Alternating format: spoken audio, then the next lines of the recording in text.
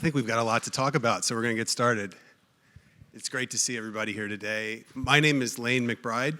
I'm a senior partner with Boston Consulting Group. I lead our education and workforce development team in North America. I'm joined by an awesome panel that I will introduce in just a minute. So the topic for this session is how to graduate more students with less debt and more skills. And the thesis I want to put in front of you before I introduce our panel is that is at the center of many of our most important conversations in education and workforce development right now. So we'll start with the obvious one, debt. There is a conversation you might have heard about student debt, current state, existing past debt, future debt. And so that's part of the conversation today. Secondly, there's a conversation about the value of higher education. So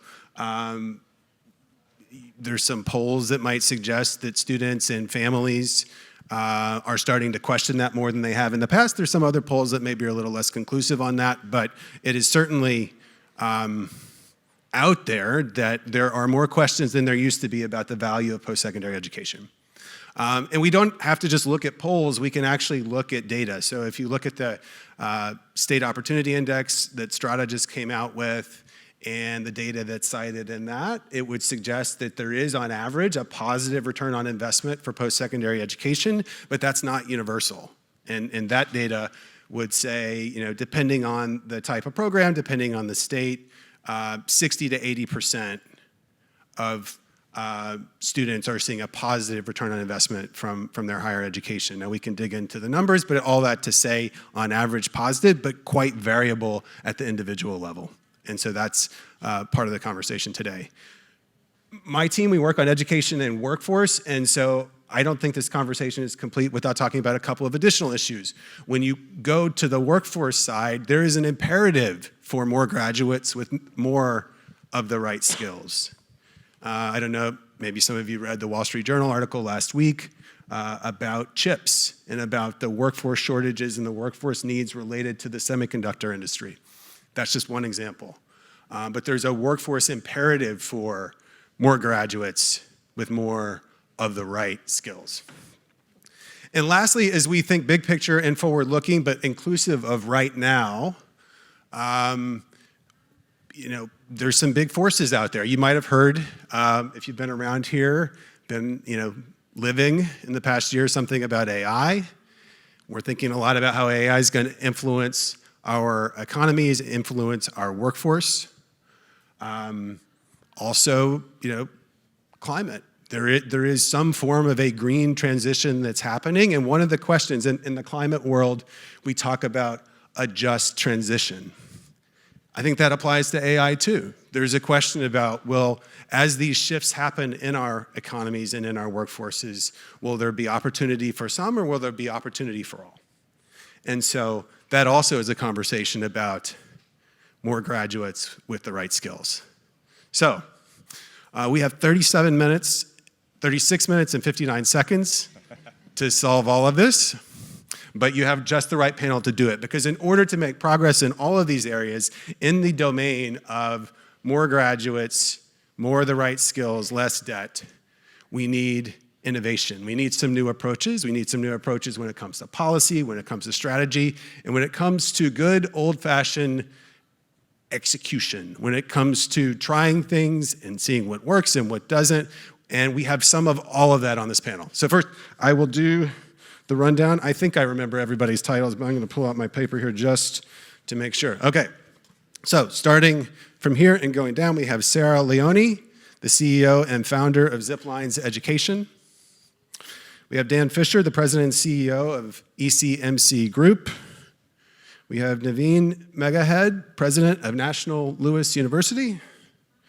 We have Geordie Hyland, president and CEO of American College of Education. And then we have Steve Taylor. Yours is the one I did have to write down. Director and Senior Fellow, Education and Workforce with the Stand Together Trust. So great panel and lots to learn and lots to cover. So Nivine, I want to start with you. When we had our conversation amongst this group a couple weeks ago, one of the things you started with, and I think it's a great place to start with here, is let's reframe the conversation from one about debt or just about debt to one about return on investment. I think there's maybe some self-evident reasons why that might be a good idea, but I'd love for you to start us out there. Why is that important? Sure, thanks. So, when you look at sort of net present day value of education versus what it was, say, in the 60s, education has gotten more expensive, but it's gone up 4x as opposed to things like housing that have gone up 10x. So the cost of education is something we need to pay attention to, but we're a very diverse sector, and people can get an education very inexpensively, or they can spend a whole lot of money to get an education. There's room to find the right price point that you can afford. The issue isn't whether you can access it. The issue is when you get there, do you complete it? That's where the debt issue becomes an issue. We have a huge proportion of students that do not complete their education. Of course, diverse learners and students of color have even more of a percentage of not completing their education. And that's where you end up not looking at the benefit of education, nor do you get an ROI on education. So I think we need to change that conversation to what is the ROI and how do we get students to complete and how do we ensure that they then transition to career. I think higher ed has to own the education all the way to the employment cycle. And I think they have to think about, is there interim employment steps along the way? Because so many of our learners today have economic and housing insecurity, and they need to solve those issues much faster than they do in a 4-year trajectory. Geordie. Yes. So I think that's a very valuable perspective, and I just wanted to provide some thoughts on, I think, a complementary but alternate perspective in terms of the debt. I do think, so you mentioned some of the surveys that have been out there, and some that I've seen, about 50% of people question the value of higher education, and I do think that that is very tied to the student debt levels, and when you look at the average debt for a bachelor's, it's about $37,000. For a master's, $83,000. For a PhD, about $125,000. And I think that's playing into the people's psyches and their concern about higher ed. And the typical graduate takes about 10 to 30 years to pay off the debt, and that can impact many life decisions, whether to have kids, whether to make other major financial decisions like getting on the housing ladder. So certainly appreciate the perspective about the need to focus on ROI and getting higher ed working more closely with employers. But I do think the debt levels for many that potentially don't have the the financial expertise or the information from the institutions to make good decisions are getting into the debt. So did want to just bring that into the discussion. So maybe to pick up on the last part of that around information for students. So it's one thing for policymakers and for us to have a sort of high-level conversation about ROI. I know, Geordie, your institution, you've done an ROI study.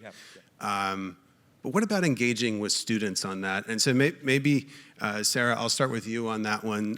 Maybe a little bit of context for the room if anybody isn't familiar with Ziplines, but how you think about through your programs the engagement with the student around the ROI of what they're doing. Yeah, so a little context. We are not offering 4-year degrees. We're offering short-term, alternative credentials, non-degree, non-credit, and they're really career certificates that we do partner with higher education institutions, and we really target adult learners. So our average age is 35 to 37.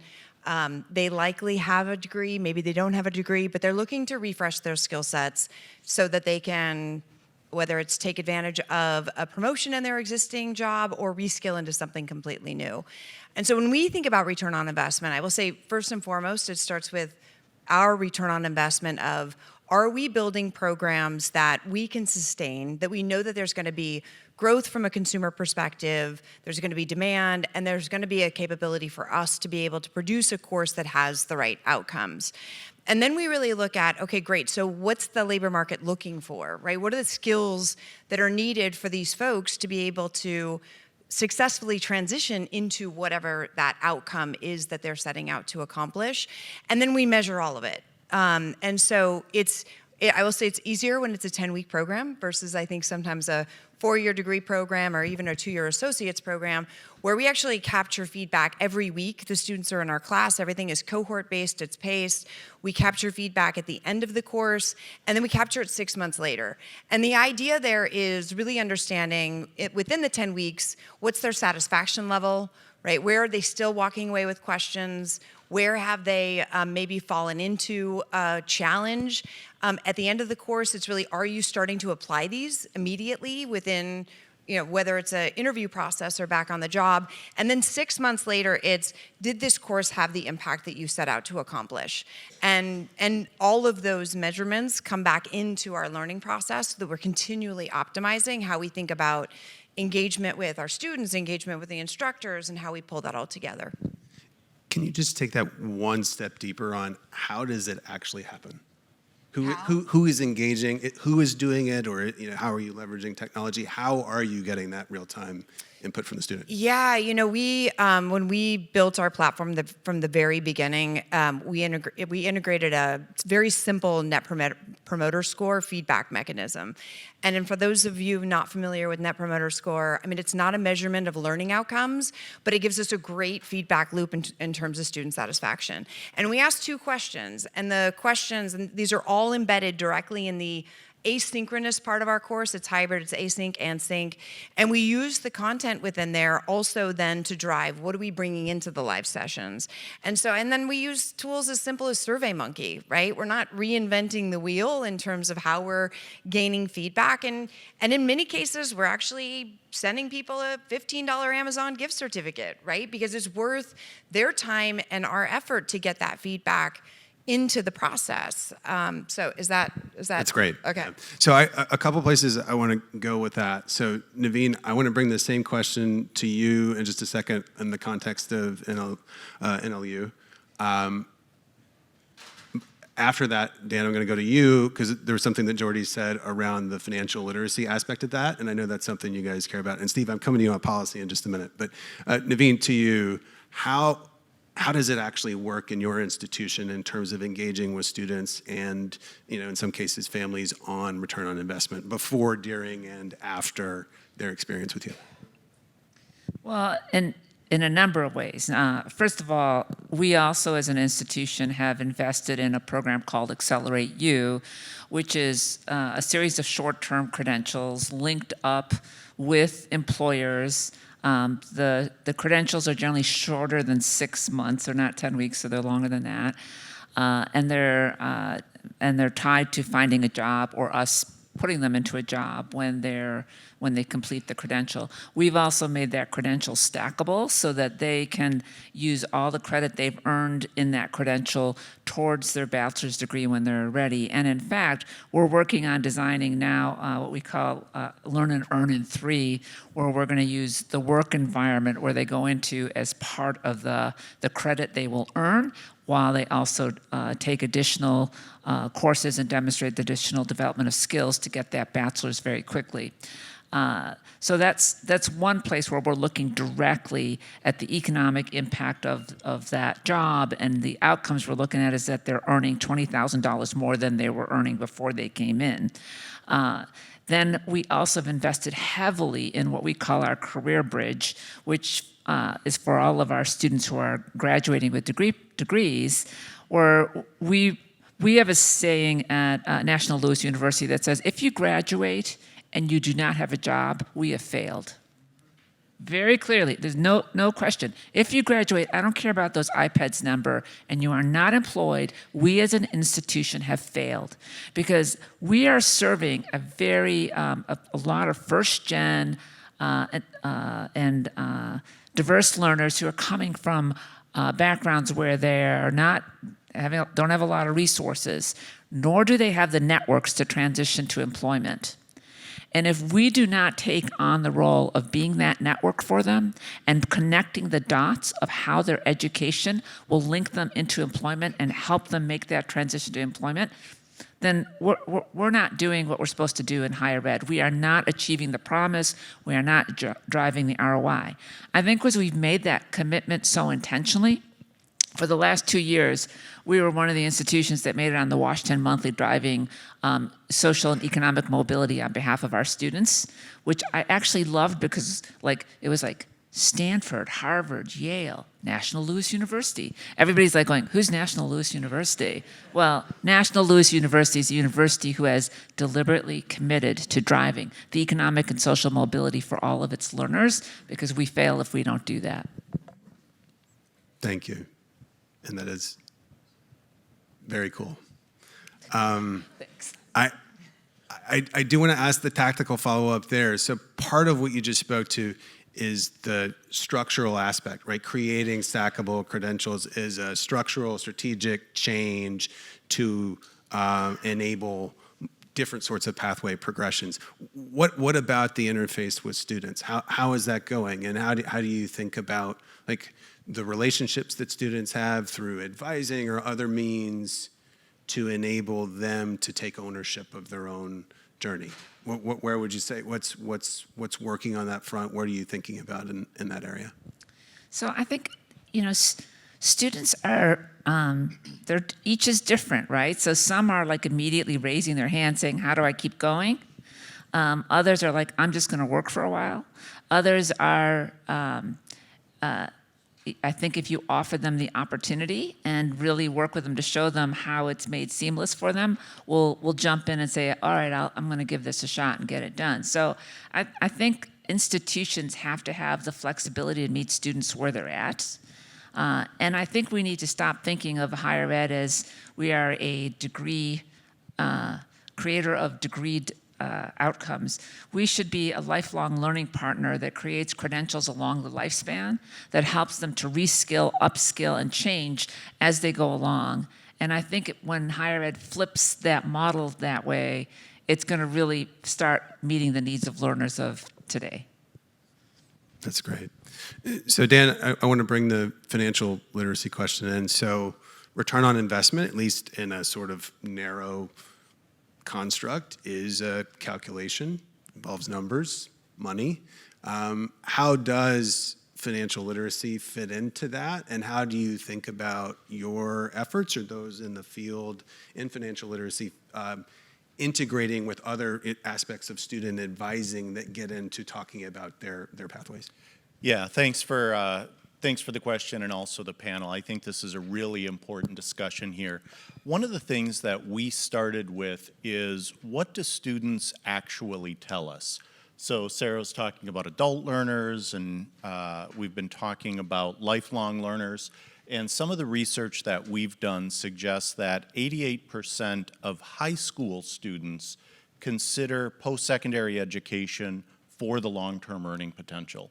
Right, so this is not about getting a degree. This is about improving your lot in life. Whether you're a low-income student, underserved student, first-generation student, that's what we're all here for. And if you can't get excited about that in the morning, you're probably not in this room. But in terms of the financial literacy, one of the things that we've spent a lot of time thinking about and working about, particularly recently, is FAFSA completion.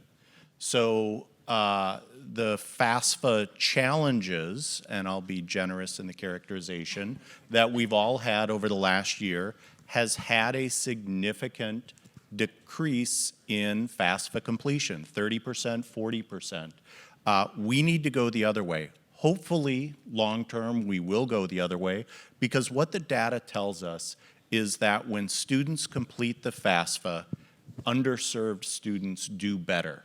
But it has to be in conjunction with better financial literacy, better opportunities to understand what that FAFSA process is. There are 12 states. Louisiana led the way about 5 or 6 years ago, requiring the FAFSA as a condition of graduation. Think about that. Louisiana led the way. There are 12 states since then that have required. Once Louisiana required that, 80% of their students completed the FAFSA. That had an enormous impact on underserved students in Louisiana. Now, unfortunately, they pivoted, and just this year they are changing their mind and making it to an opt-in as opposed to an opt-out. But nevertheless, 12 states have gone that way since then. And I think as we think about how to energize and engage underserved first-generation students, this is a really important discussion. And so if we're not all talking about how to increase FAFSA completion, that should be in all of our talk tracks now. So I think that's a good segue to you, Steve. We talked a lot about what might happen within an institution and or a partner with institutions. Dan talked about one policy lever. Broaden the picture. When we think about less debt, more of the right skills, what are some of the top policy levers that you think we should be considering?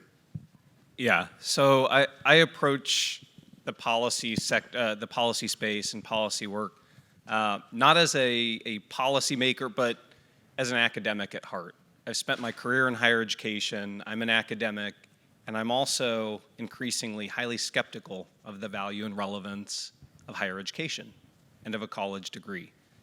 In decades past, a college degree was a lever toward economic mobility, upward mobility, but I think as the costs have risen and we see higher underemployment for college graduates because they're getting jobs where a degree may not necessarily be required, but it's skills, perpetual underemployment is leading to that decreased value and relevance of a degree in a job market where, quite frankly, they're becoming less of a currency.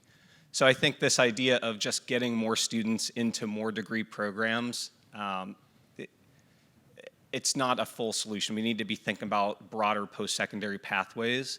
And so as we think about the policy levers to enable broader post-secondary pathways, not just degrees, it means that we need to open up the type of funding that's available to students to pursue many of these growing alternative pathways. And I say alternative not to demean these pathways, but they're non-college pathways. Merit America, Perscalis, these are very, very successful programs that are no cost or low cost, quick, 15-week programs, putting people into six-figure jobs within just a couple of years of completing. The problem is far too many students are locked out from pursuing these pathways because they're not Title IV or federal student aid eligible. So what happens in this country is somebody wants to pursue post-secondary education, they graduate high school, and what happens is they're steered into college, whether or not it's the right pathway for them, especially if you're low income and you don't have disposable income. Here's your financial aid package. You can use it at one of the accredited institutions in this country to go get a degree, whether or not a degree is the right pathway for you, which is why we've also seen 40 million Americans start college, not finish. They have some credit, no degree, and a bunch of debt. Imagine if we had policies that said, instead of just going to college, take what financial aid would be available to you and pursue some other non-degree pathway from a provider that partners deeply with employers that can get you a job making a living wage in a short time frame. And so that's what we're working toward, is opening the aperture of what post-secondary means, not just college, making sure that we free up the resources that already exist, Pell Grants, state aid, student loans, but not just to pursue a program, student loans that actually deliver value to a student to pursue a program where they know the job, the earnings that they're going to attain after completing a credential are more valuable than the debt they took on to pursue that credential. Okay, panel, we can consider this our tour through the policy domain. Anybody want to suggest something to add to or challenge what Steve said? Well, let me add one point to that. We've spent years talking about the wage premium. And what I think is really interesting is we're starting to talk about the wealth premium, right? So we're not only looking at the value of higher education, but the cost of higher education, right? So many of us went through school so many years ago that, you know, tuition was pretty low, and so the debt loads were pretty low, and now those numbers on both sides of the equation get to be a lot higher. So one thing I'll throw out is the team at the St. Louis Federal Reserve Bank they've got some data scientists that are really looking at that wealth premium generated. And the results are exactly what we thought they were. Not all degrees generate the same amount of wealth, particularly when you think of the fact that most students coming out of high school into college are thinking about that long-term potential. So this is where the data matters.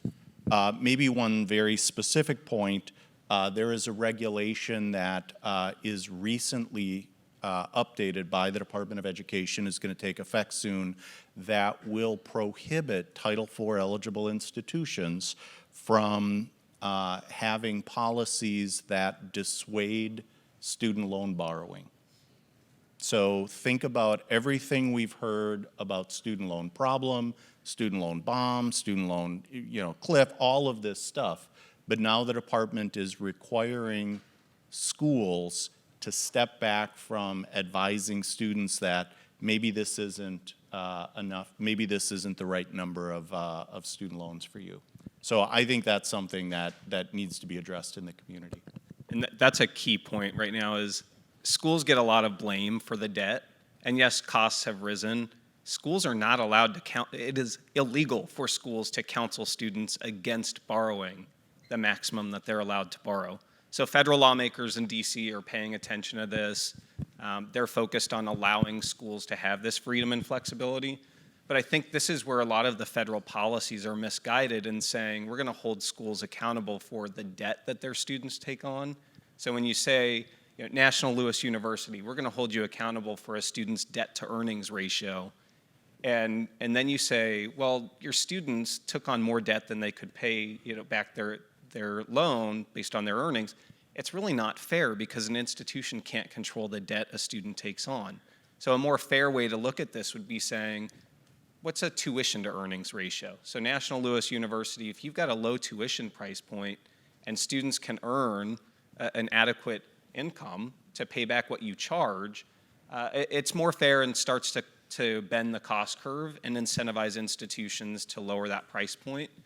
And those institutions like the Harvards, the Yales, and I'm okay calling them out, that charge $30,000, $40,000 a year, their graduates, quite frankly, come into them with extreme social capital. Many of their students already have social capital, so they're not borrowing.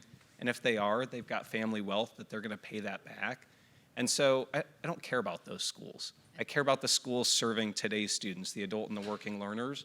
And those are the schools that I think, if we're looking at policy, it's addressing solutions for students pursuing degrees at American College of Education and National Louis University who are trying to keep that price point low, but need the flexibility to make sure students aren't borrowing excessive amounts and getting in debt. So I want to, this I think mostly concludes, although we can come back to in the closing comments, our policy section. I think hopefully this piques some interest. There's some things I think I'm not sure the average person knows about policy that we just heard in the last few minutes. Geordie, I want to come to you. Mm-hmm. You have a very different model, and I want to make sure everybody here knows about it. Great. Well, just before I get into that, quickly on the policy side, I like your suggestions because while schools can't advise on student debt, there certainly has been a huge tuition inflation, which obviously encourages students to take on more debt. So I think that point can't get lost in this discussion. Also on the policy side, there's in my mind, a misguided effort to take out a state reciprocity agreement, NC Sara, which makes it easier for schools like us that are online to operate across states. And if that happens, I think many schools will need to have a lot more red tape and potentially raise tuition. So hopefully that can be kept in place. But just in terms of American College of Education, so we were founded 20 years ago on the idea of providing a debt-free college education.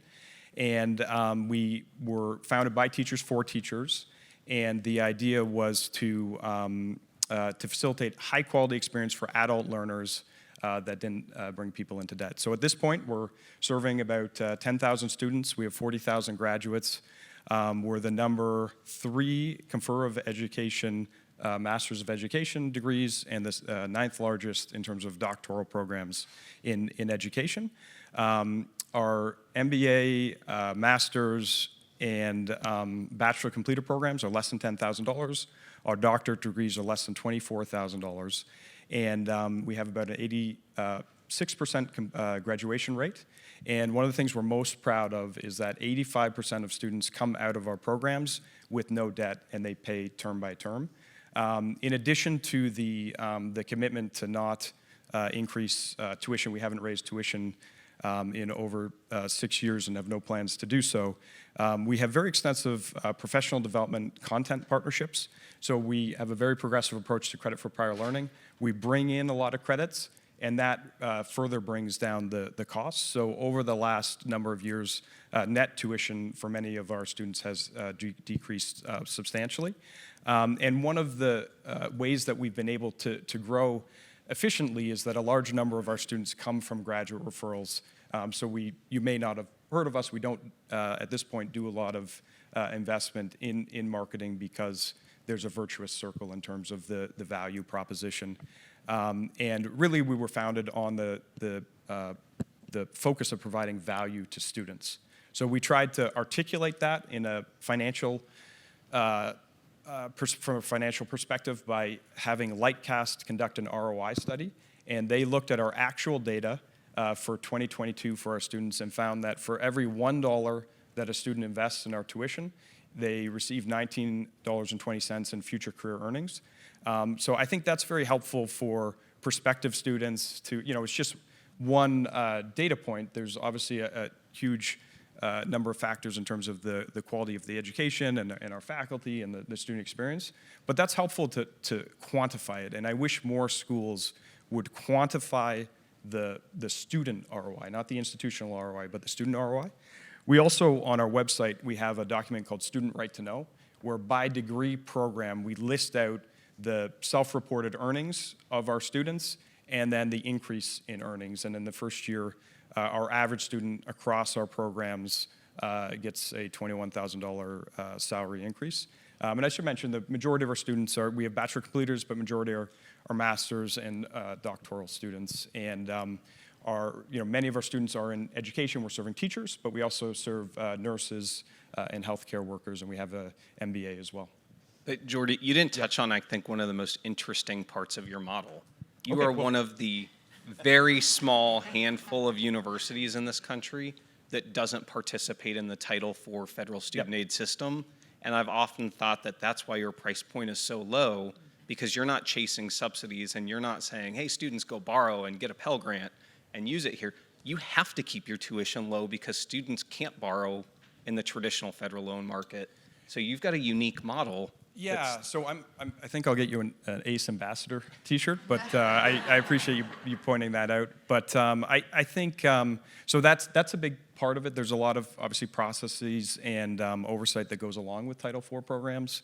But I think that governance is an important part as well, and just we have to, if you think about our model with not raising tuition, we have to really make sure we're providing a quality experience. It's a practitioner model. We have great faculty, superintendents are our faculty, but we can't just throw money at problems. So when we're trying to innovate, we pilot, we have a fail fast mentality, but we have to be very purposeful in terms of where we put our investments, and we have a fantastic executive team. A number of them are here today, and a very good relationship with our board in order to do that.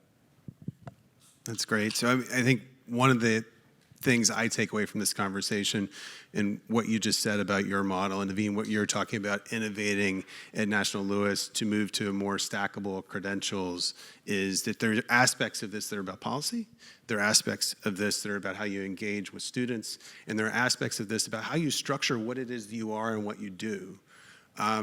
One other aspect, and Sara, I'm going to come to you on this, and then I have one question for everybody to bring us home. Engaging with employers. So if we are going to have relevant credentials, the employer world is not static. How do you keep pace? How do you align with what employers need? Yeah, I was hoping you were going to go to that question, because part of this gets back to skills, right? And skills that are employable and that employers are actively looking for, that are in demand.